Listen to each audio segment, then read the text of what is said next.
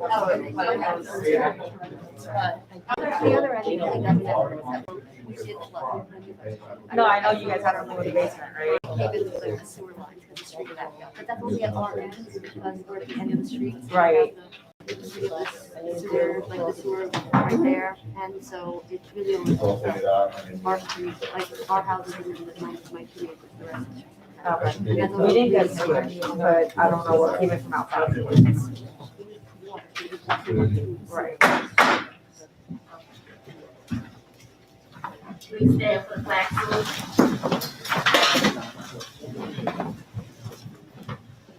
To the flag of the United States of America, and to the republic for which it stands, one nation, under God, indivisible, with liberty and justice for all.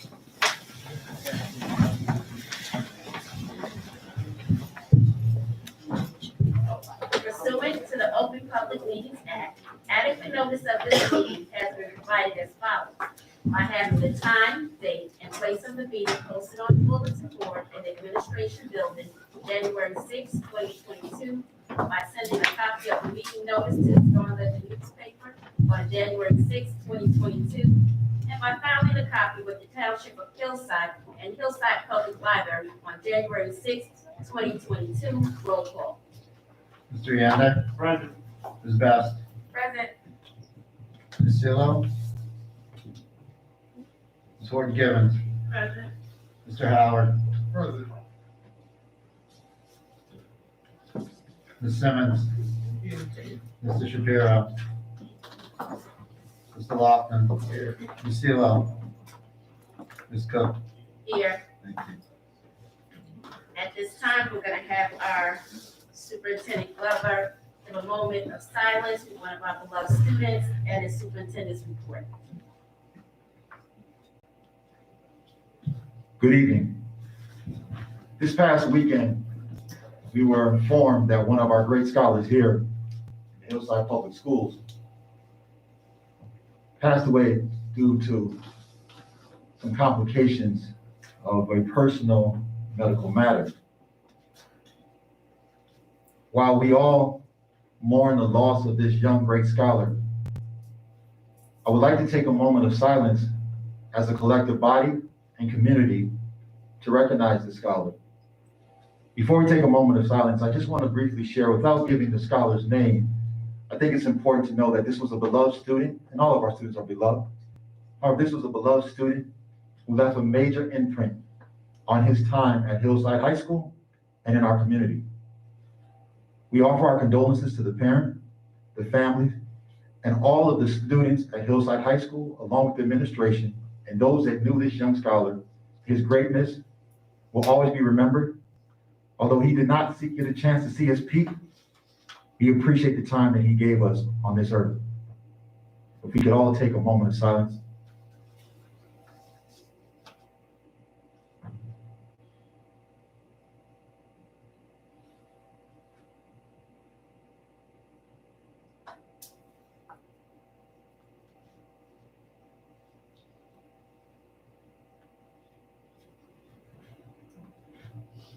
Thank you.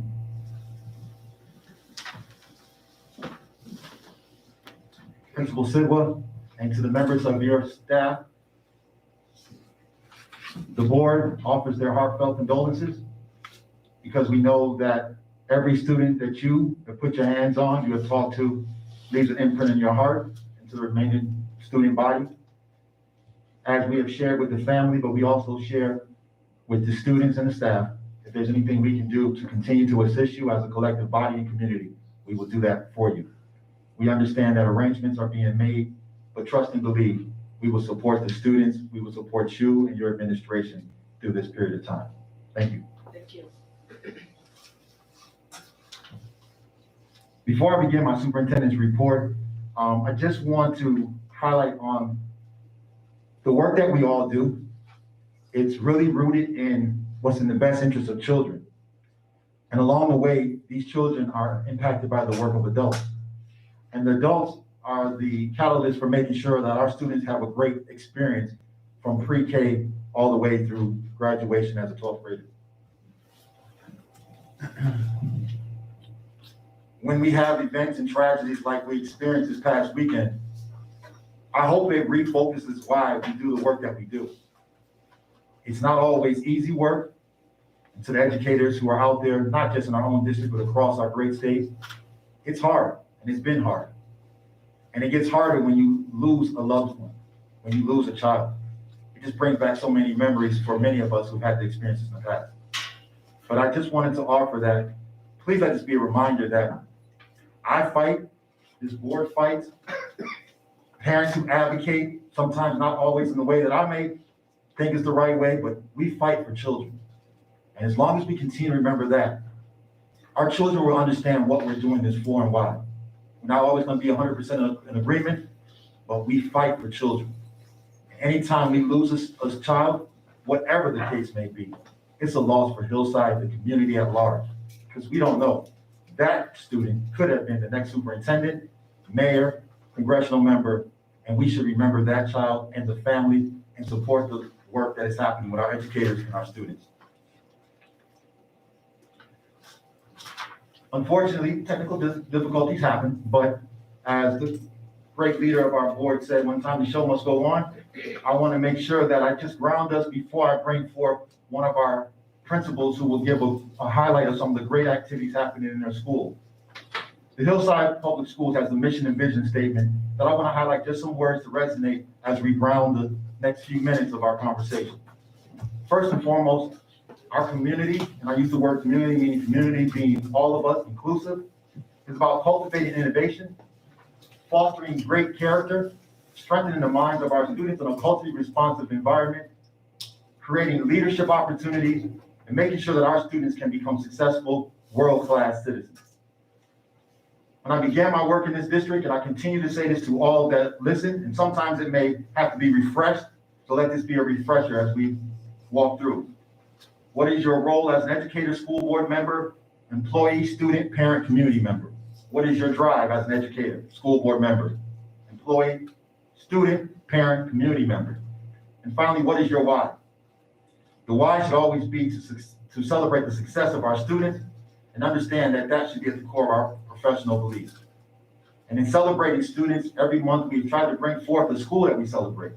And this month, we're going to bring forth AP Moore's Early Childhood Center to let them celebrate the great work they're doing under the leadership of Principal Palmer Gilliard and Principal Raheem Grant.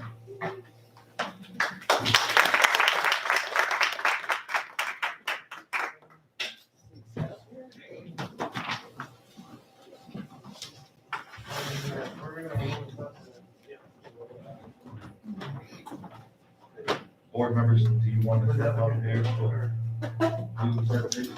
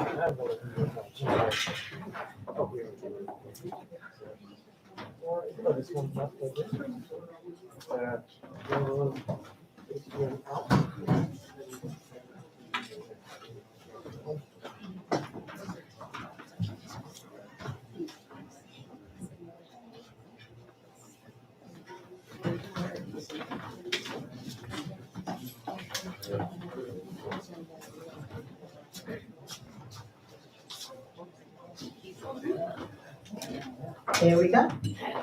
Happy New Year, everyone. Great, and good evening, everyone. Good evening, Madam President Cook. Good evening, Madam President Best, and board members, board attorneys, Superintendent Glover, as well as Dr. E. And good evening, parents and my colleagues and everyone else who's here. My name is Victoria Palmer Gilliard. I'm the principal of AP Morris Early Childhood Center. This evening, I would like to present to you a few highlights sharing our vision, school culture, and environment.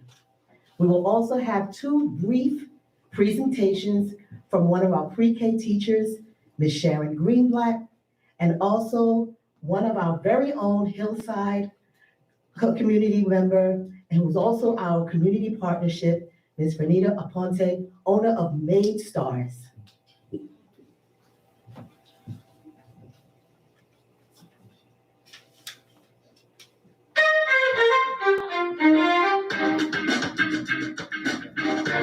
Here we have three of our playgrounds that most of our students, all of our students, as a matter of fact, utilize. They are located in three different sections of our school.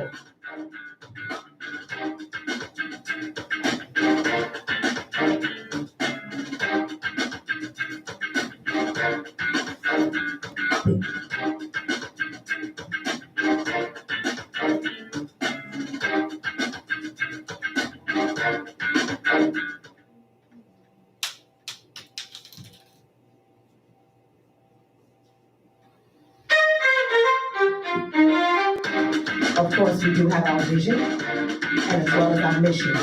Our vision and our mission statement is also located on our school website. I won't go through the whole thing because it's pretty long and I was told to keep it short. But this is our vision, and it's going to pretty much show you pretty much how our school environment looks inside and outside of the school.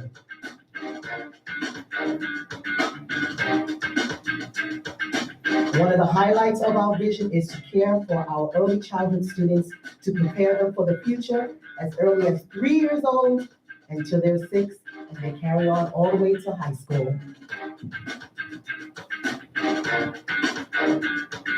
Nurturing our school and environment with rigorous instructions and standards. Data is frequently analyzed and instruction is continuously examined to implement the best instruction practices. Our families and our community are vital to the success for our scholars, and preparation between home and school is valued. Families and communities are actively involved in the schools, as well as given the opportunities to develop academic and knowledge to support the needs of our scholars.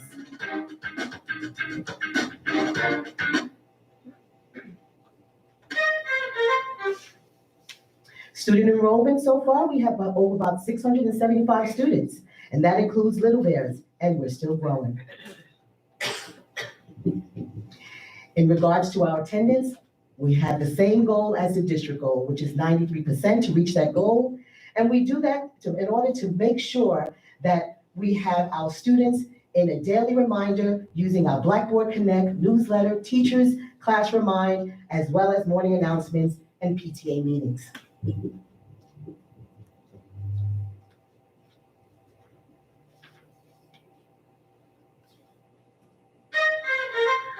Our students in kindergarten and first grade take benchmark assessments in English and mathematics. Our pre-K uses goal assessments to keep track of their students as well. We use the Lincoln platform to house all of our data. This allows for us to see students achieving gaps in mastery throughout the student's school journey from pre-K to first.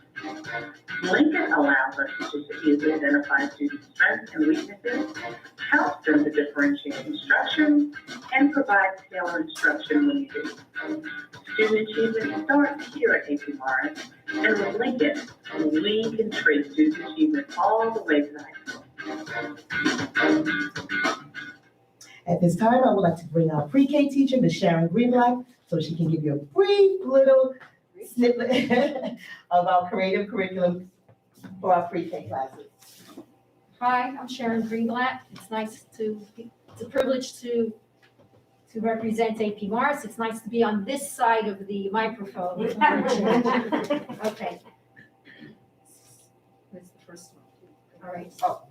Can we start over? Yes, please. Okay. I guess I have to really be fast. Okay. We started a new curriculum called Creative Curriculum, which focuses on building the students' skills, focusing on communication, collaboration, creativity, and critical thinking. The slide before showed them doing a think, pair, share. They're just 4 years old, but they had objects and they had to work with each other to figure out, what do you have? Let's compare, let's contrast, and let's validate what we see. So that is them getting together. This is a garden which I started about 12 years ago, thanks to an HEA grant. I've won numerous grants over the years to expand it. I'm almost running out of room. So the children take what they learn in class and they take it out into the garden. The best part is I teach the children to give back to the community. We participate in a program called Grow a Road for Hunger. Every summer, we donate a part of our crops, our produce, to the community food bank right here in Hillside. And we use it in the summer academy also. But no, Thank you. and you all come and visit anytime. And you're always welcome for some feedback, free vegetables or fruits. She's always giving them away. Next, we have our special services, just a brief description of what our special services look like at AP Morris Early Childhood Center.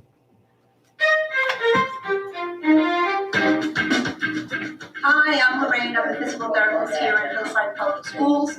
My goal in the district is to help students become safe and mobile and accurate in maneuvering around the school system. We use a lot of toys to make fun. Play is great. We use scooters to help with leg strength. We encourage the balls for bouncing and balance. And then we use fine motor stuff to carry the balls back. Hi, I'm Rita Wise. I'm an occupational therapist here. This is where I work with all the kids. Occupational therapy is all about perceptual skills, fine motor skills, and pediatric development in this building, so we have little guys. And we try to integrate those skills and their IEP goals with the season of the moment. As you can see, today we're working on tracing and skinning turkeys and coloring them in and cutting. Hi, my name is Lucy Gentino. I'm one speech language pathologist at AP Morris Early Childhood Center. I work on functional speech and language communication from pre-K to about kindergarten here at this school. I work on many skills, helping children learn to communicate and understand the world around them in the school environment.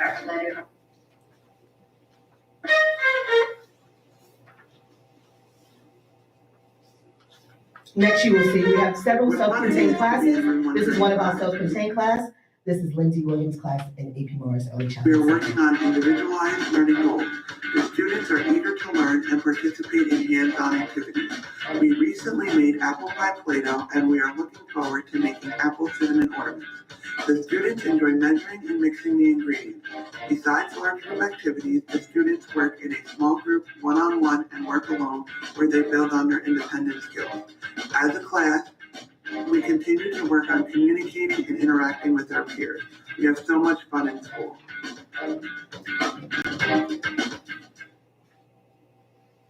Next, one of my favorite is the Beehive.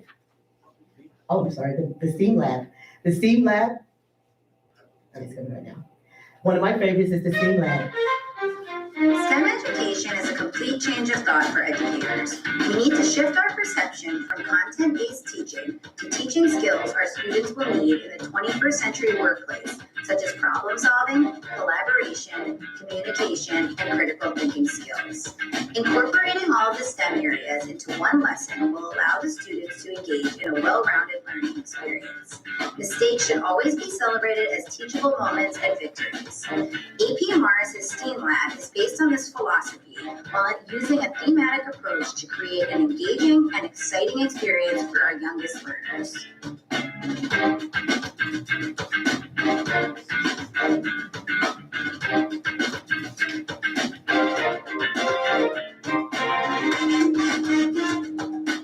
Next, we shift to the Beehive.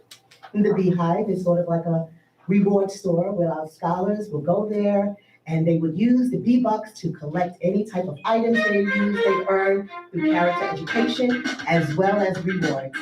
It's a positive incentive for our scholars.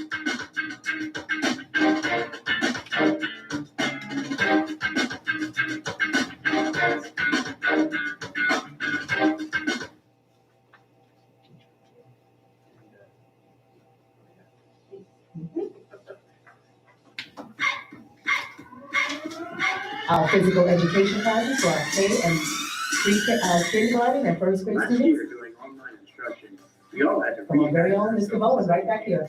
Instead of trying to forget the challenges and just move on, now that we're back in the gymnasium, AP Moore's physical education is holding on to the valuable lessons and successes our response to crisis has given us.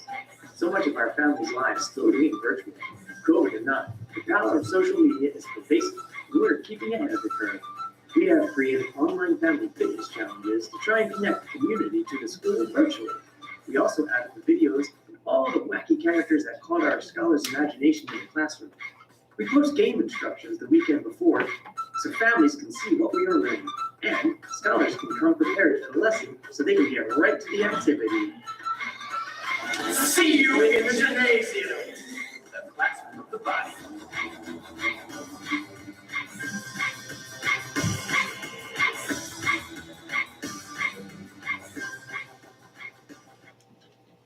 And our world language.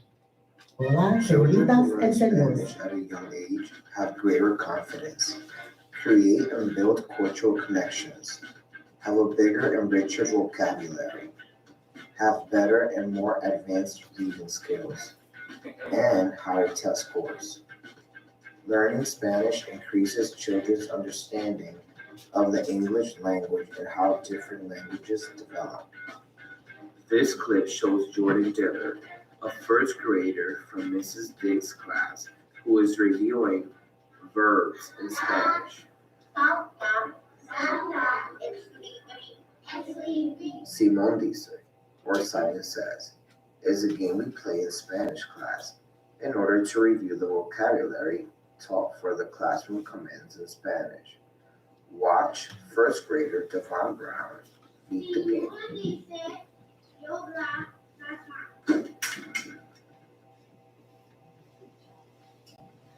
And next, I would like to bring up Ms. Aponte, Hillside resident, and also director of Made Stars.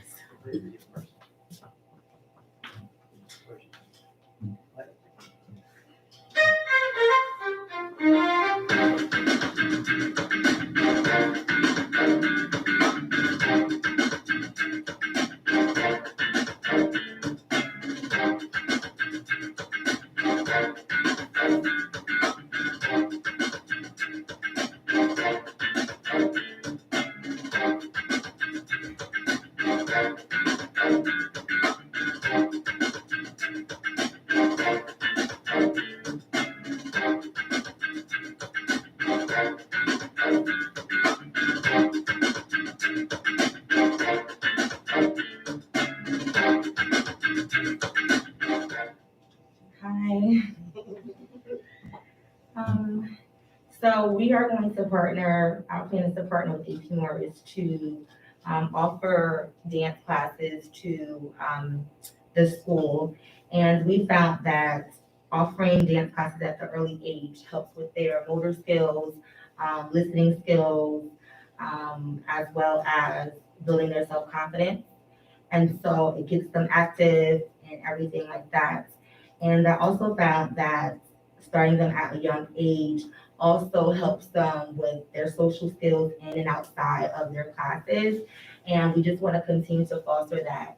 I've built a lot of relationships with kids in Hillside and throughout other towns as well. And I find that they're able to be really successful young adults. And they continue to come back to me and they start working for me and things of that nature. But I really look forward to this opportunity to bring dance into the schools. I think, like I said, it's a great asset to have for these young kids. And they really get to learn a lot of different styles, from jazz to hip hop to ballet to tap. And as you can see, some of the students, hopefully, you saw some familiar faces. And I think that's it. Thank you. On behalf of AP Mars administration, staff, parents, thank you very much for allowing us to give you an opportunity to see some highlights as we continue to grow and develop our early childhood students into the smart scholars that they plan to be. Thank you very much.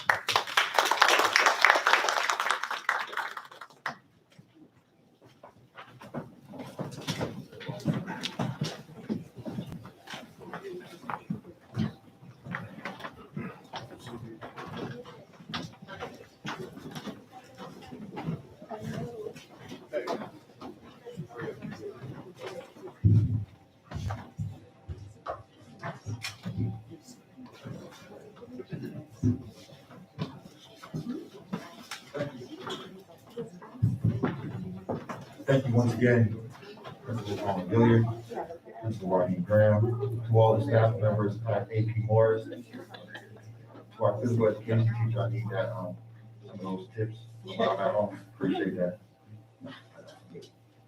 Thank you. There are some slides that I would have loved to show you, but I will have them posted so people can see them, because there are some key.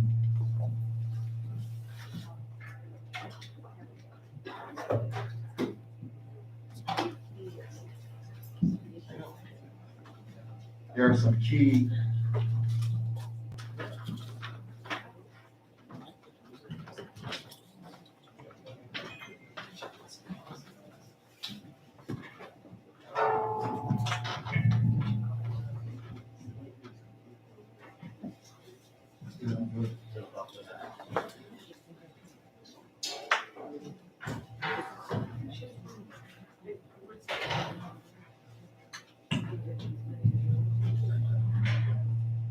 apologize.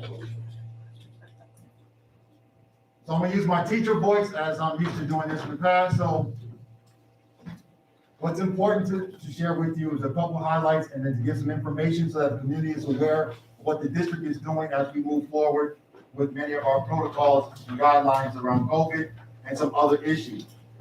First and foremost, please make a note that the month of January is National Blood Drive and Blood Donor Month. Considering that we have a shortage of blood supply for many of our citizens, this is still an opportunity for us still to do our part in supporting those that may be in need. Also, this January is National Mentoring Month.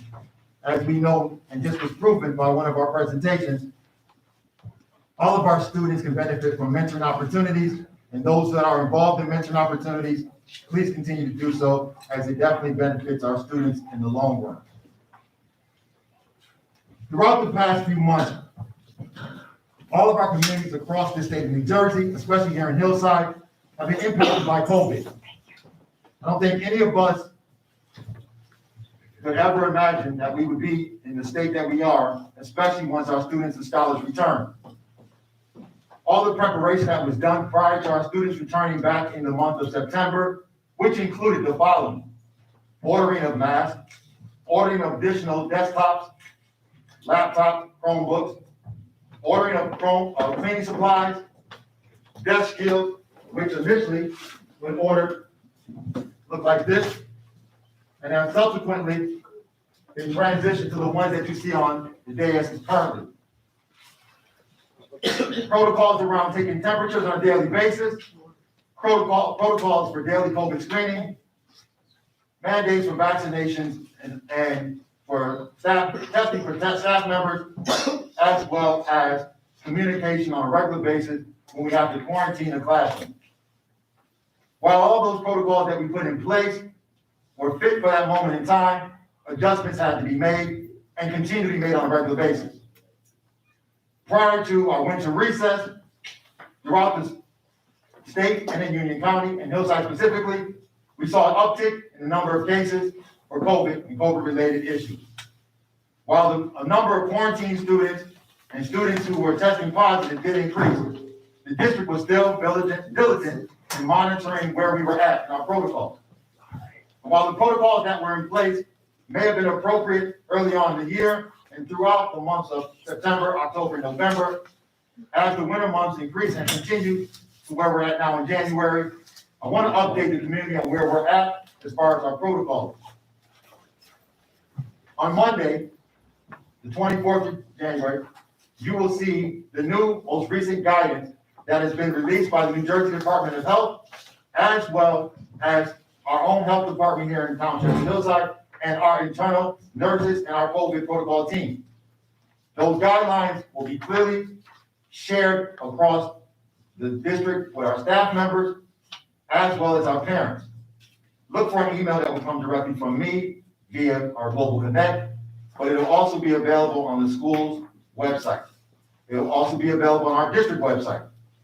I would love to be able to show you the picture, but by Monday as well, you will also see a new tab that is on our website that is entitled COVID-19. Under that COVID-19 tab, you will begin to find additional resources as well as our upcoming database our data dashboard with our statistics on COVID-related concerns. You will also find the COVID quarantine and isolation update that is specific to Hillside Public Schools. You will continue to see daily temperature checks, and in the buildings where the monitors have not been working, additional ones have been brought to the schools and ordered. Over 1,000 desk shields have been ordered again, and I'm going to be real clear in saying that. Prior to the arrival, the district ordered nearly 3,000 desk shields before the students came in. In September, additional desk shields were ordered that look similar to this. We received another shipment in this morning that were disseminated to the schools, and we have another order going out. The orders are to replace because as natural wear and tear happens, and we want a level of consistency across all of our classrooms.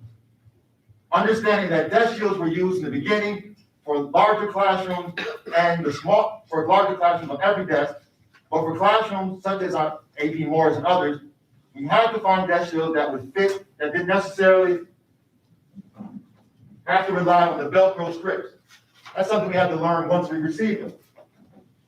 But let it be known that under my administration, my team has gone out to every school building to assess where we're at as far as the use of desk shields, as far as the use of scrubbers, similar to the one that you see in the front of the building, to make sure that we are upgrading and updating any classroom environment where we may have a concern as a body. We have heard our parents and we understand that our staff and our students, as well as our visitors, must at all times have a level of comfort that our schools are a safe space for them. As we continue to see other areas of need, we will make those necessary adjustments. This is a reminder, while we welcome your support, there's no outside cleaning agents are permitted in our schools. That is required by law. We have the necessary equipment and tools and resources to do the daily cleaning. Where there are spaces that are not cleaned appropriately, we will make those adjustments. It's best to give us guidance and we will be on it right away. Training with our maintenance staff has occurred and will continue to occur to make sure that we're on point. Statute NJAC 6A, Administrative Code 6A, speaks about school attendance. I know there's been a lot of questions around virtual learning and being able to go to virtual learning. Without going into detail of reading the statute, it's important that you understand that we are guided by statute in order to move to virtual learning. We have to be in a declared state of emergency, declare public health emergency, or a directive from a health department, which requires us to be able to go to virtual learning, which will be consistent of over 3 days. We have monitored the needs of each one of our schools. Our dashboards will be able to prove that and give you the data, but we have regularly examined where we are at and learning which classrooms may need to be closed, quarantined, or if we need to close the school in our district altogether. Understand the concerns of our parents are paramount in our decision-making, and we will continue to monitor that. Please note, when a student does go out on quarantine, they do receive virtual learning. Their attendance is counted as a day of learning as long as they are logging on. There are attendance statistics that I wanted to show you, but I want to just be able to share with you. Between January 5th and 20th, the average daily attendance of our district was 85%. Between January 10th and 20th, because that first week that we got back, there was some weather issues that were in our township, as well as the apprehension of coming back. We were at nearly 90% attendance, with many classrooms, kudos to my 11th grade scholars, at 92%, where we are nearly at 91 or higher in many of our classrooms. What that indicates is that our students were excited about being back in school, and that gave us an opportunity to also hear from them and to monitor if there are any adjustments that needed to be made. I share this data to you because I understand that the concerns that we have in our community are real. They are not falling on deaf ears. We want to make sure that we're providing you the right data at the right time, and understanding that as soon as we can report one statistic, a new one may come in. But I'll remind you that we are diligent in making sure that our students, our staff, and our visitors are protected to the best of our ability. Furthermore, There's conversation that will be taking place tomorrow, as a matter of fact, with one of our vendors, where we are asking to see if we can have testing sites done at 4 of our schools in our district. We are also hosting a webinar next week on the importance of vaccinations. And we are having further conversations about what we can do as a collective community to help to mitigate the spread of COVID. With all that being said, there are some things that I just want to continue to highlight. This is a quote, author unknown. One will never be able to accept the beauty of an organization if they always seek to highlight the blemishes. The beauty of our organization is that I hope this past weekend on Saturday at 11 o'clock, you had the opportunity of watching our scholars in the video, I Have a Dream presentation. If you have not had a chance to look at it, please log on to our website. That's the epitome of what school is about, and that's the epitome of our scholars putting forth great energy to put forth their interpretation and understanding of a very monumental moment. I don't know if any of your scholars logged on to virtual tutoring over the last few weeks. What we learned as part of the half-day sessions is that our students were excited about going home, and teachers, many that we have spoken to and our principals have shared, have spoken about the importance that virtual tutoring, played for the students when they got home. That is something that we want to continue. We have the financial resources to pay our teachers, and it is something that we know benefits our students. Recognizing the Teachers of the Year. Our district has several Teachers of the Year, but are also up for County Teacher of the Year. This is a tribute to the work that is happening in our schools. Did you know that in the month of February, we're going to recognize several teachers, schools, and principals who have shown significant gains from interim assessment 1 to interim assessment 2. That's a tribute to also things are happening in our classroom and our students are growing. Did you know that over 10,000 books have arrived in our district to increase our literacy libraries in the classroom and for students to take home? Did you know that our students and parents participated in the Drew University Dance Ensemble just before the winter break? I say that again and I share this. If we always focus on the blemishes, we'll never know the beauty. My superintendent report concludes by stating in the month of February, you will be receiving data for our Start Strong data, as well as data from our interim assessments, and we will be recognizing those teachers who are Teachers of the Year, as well as those classrooms, teachers, and principals who have shown significant gains in growth. Thank you, and have a good evening. Madam President. Thank you, Superintendent Glover. At this time, I'd like to take a motion to go into public comments. Motion. Second. All in favor? Aye. Residents are requested to state their names, addresses, and subject matter. In the event it appears the public comment portion of the meeting may exceed 15 minutes, the presiding officer may limit each statement made by a participant to 3-minute durations. Issues raised by members of the public may or may not be responded to by the board. All comments will be considered and a response will be forthcoming if and when appropriate. The board asks that members of the public be courteous and mindful of the rights of other individuals when speaking. Specifically, comments regarding students and employees of the board are discouraged and will not be responded to by the board. Students and employees have specific legal rights afforded by the laws of the state of New Jersey. The board bears no responsibility, nor will it be liable for any comments made by members of the public. Members of the public should consider their comments in light of legal rights of those affected or identified in their comments and be aware that they are legally responsible and liable for their comments. Anyone have public comments, please step forward and state your name and address.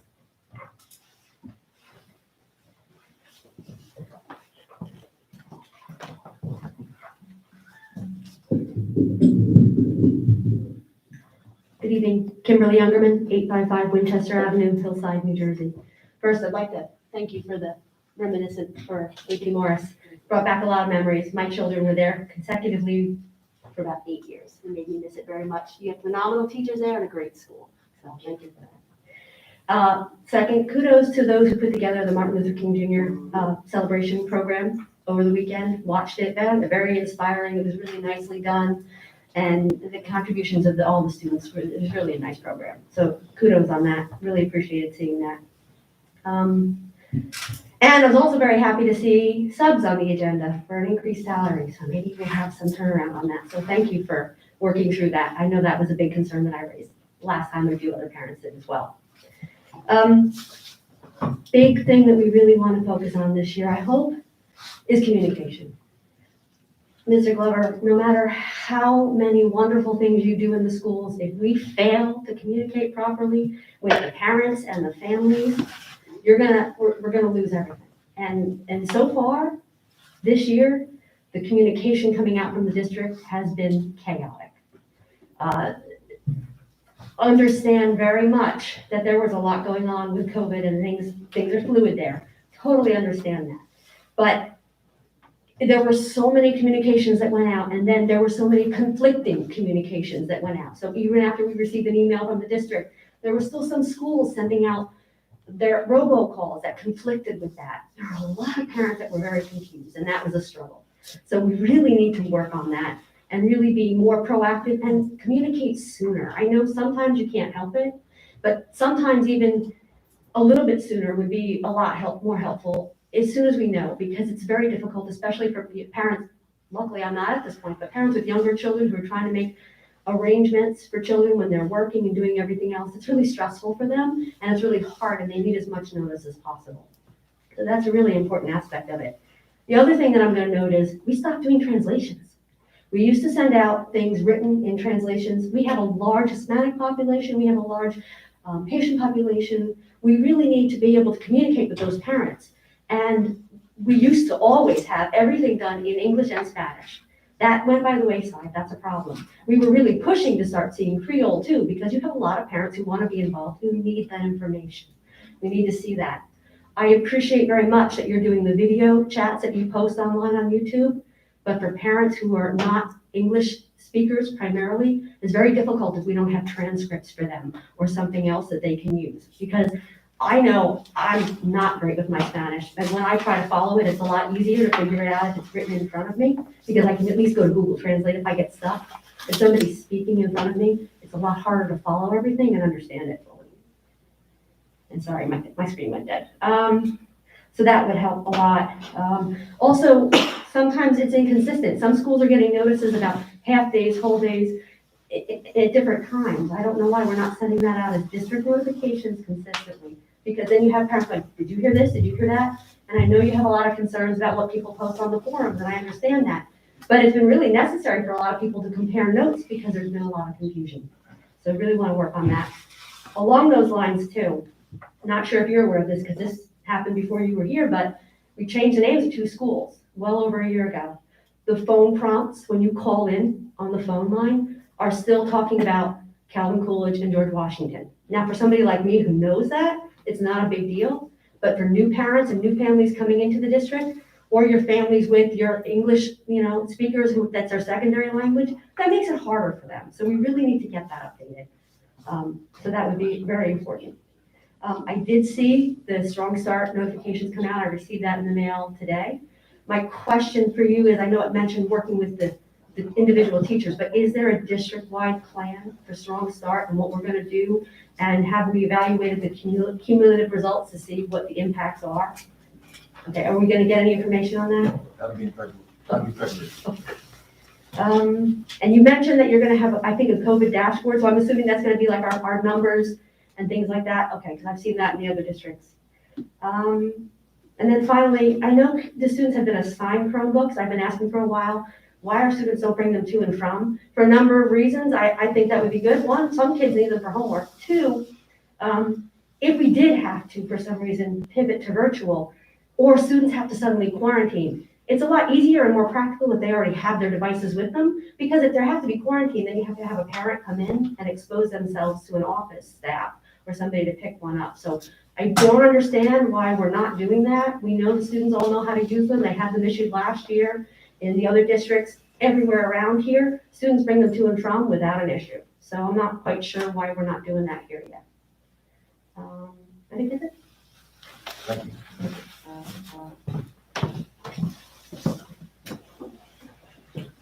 Anyone else have comments?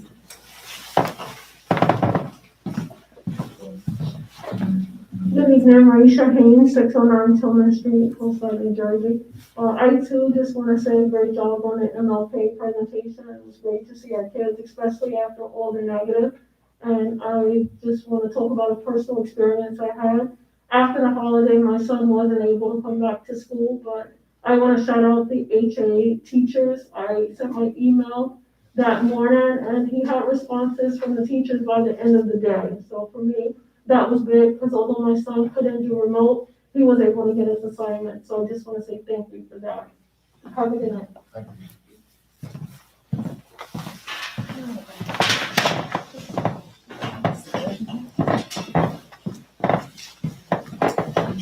Hello, Jasmine Payne, 1037 Chester Street. My issue is with the parking and the drop off in the morning at AP Morris. We need at least 2 officers out there, either writing tickets or controlling the traffic, because kids and parents are walking in between traffic, they're not crossing at crosswalks, it's utter chaos. And before someone gets hurt or a parent goes off on teachers or staff, we need someone out there, because no one else they're not gonna respect a teacher telling them you can't park there. If they see someone in uniform, they'll respect that.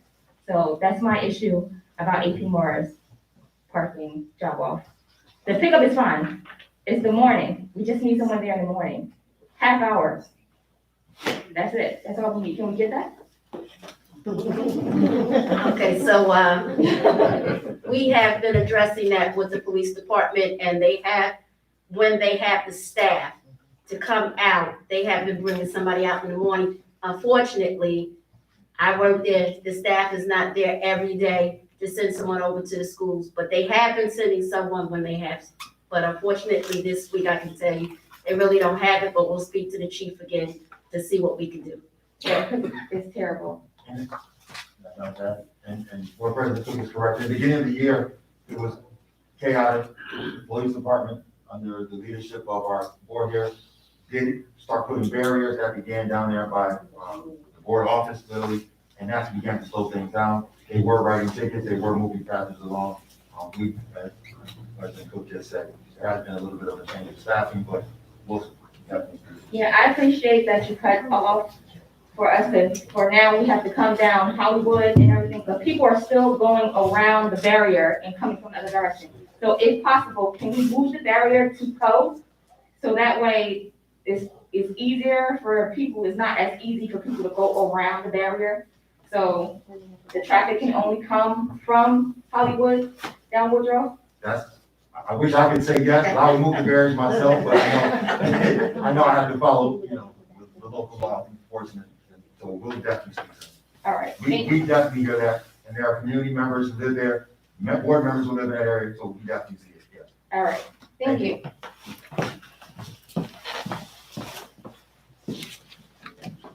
Anyone else have public comments? Motion to close? Motion. All in favor? Aye. At this time, we're gonna have our board member comments, starting with Mr. Lofton.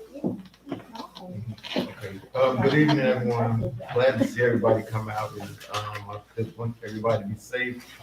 And thank you guys for supporting me. I just ran again to get back on the board, and I'm glad that you guys, not all of you, but most of you supported me. But thank you very much, and Ms. Thomas Gilliard and Raheem, AP March. That's a great slide presentation. Thank you. Thank you. Mr. Linday?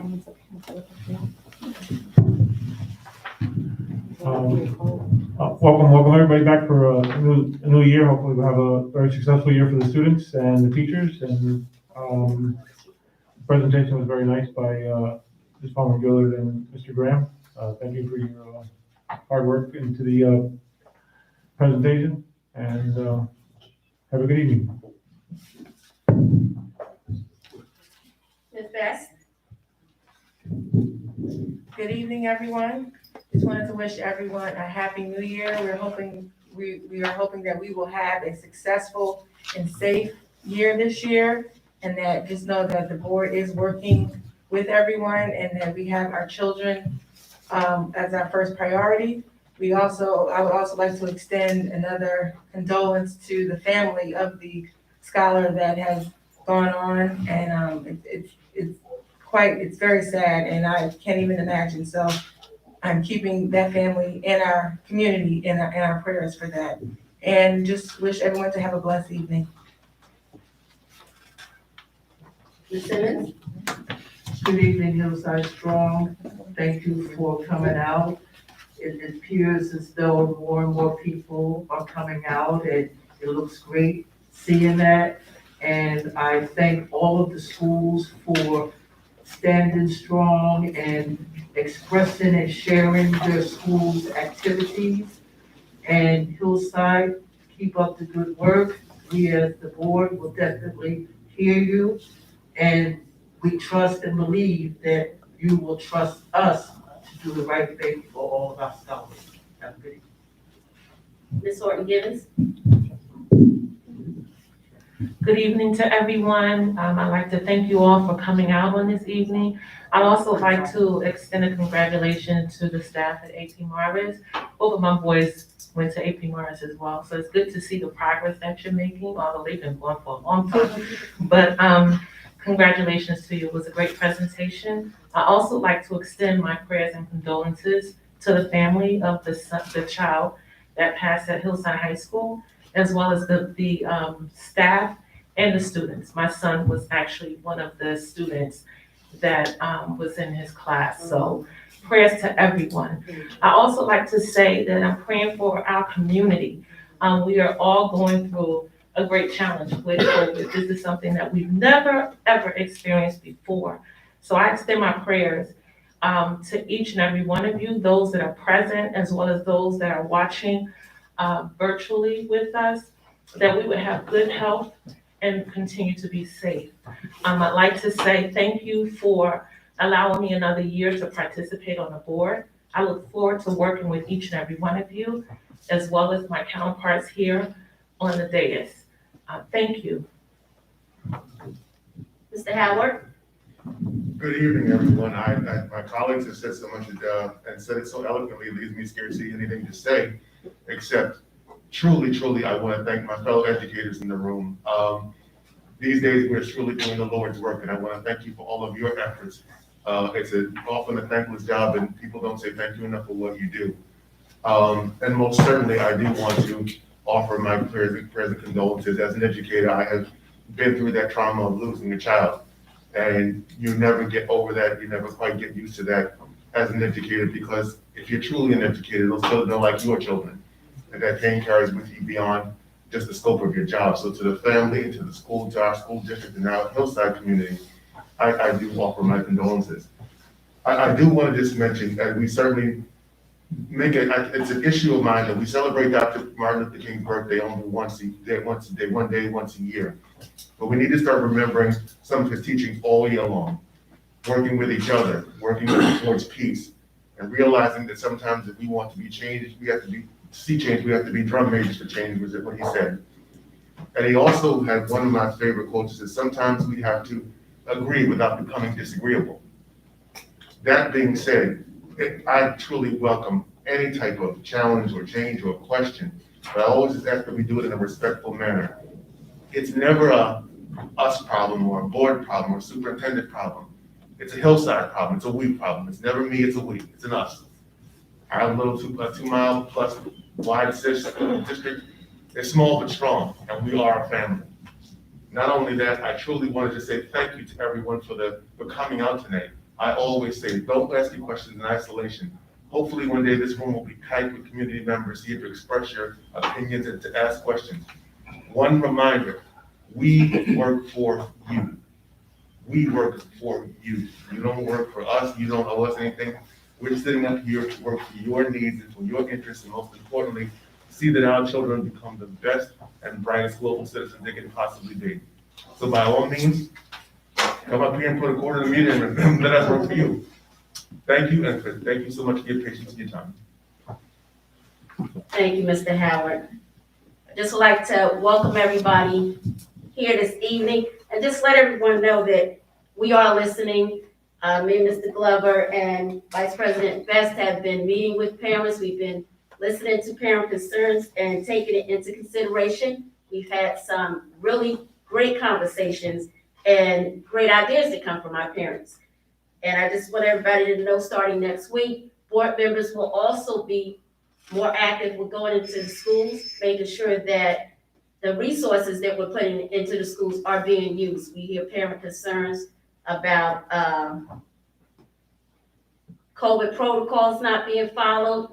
Mr. Glover, like you said, they walked the buildings, they assured us that things are out, but the board members will drop in occasionally just to make sure that the district goals are being adhered to. We hear the parents, the parking situations. We've been out there, I've sat on Co Avenue outside in the rain once to see the parking conditions. Unfortunately, it is a matter with the police department. Like Mr. Glover said, if we could move the barriers, we would ourselves, but that's with the traffic department. The situations with our crossing guards, that's once again with the traffic department. We are listening, we are hearing what everybody's saying, and we are addressing the concerns of the parents. And just want you to know that, as Mr. Howard said, we are here working for you. We hear you, and hopefully give us another month or two, and a lot of these issues will be resolved.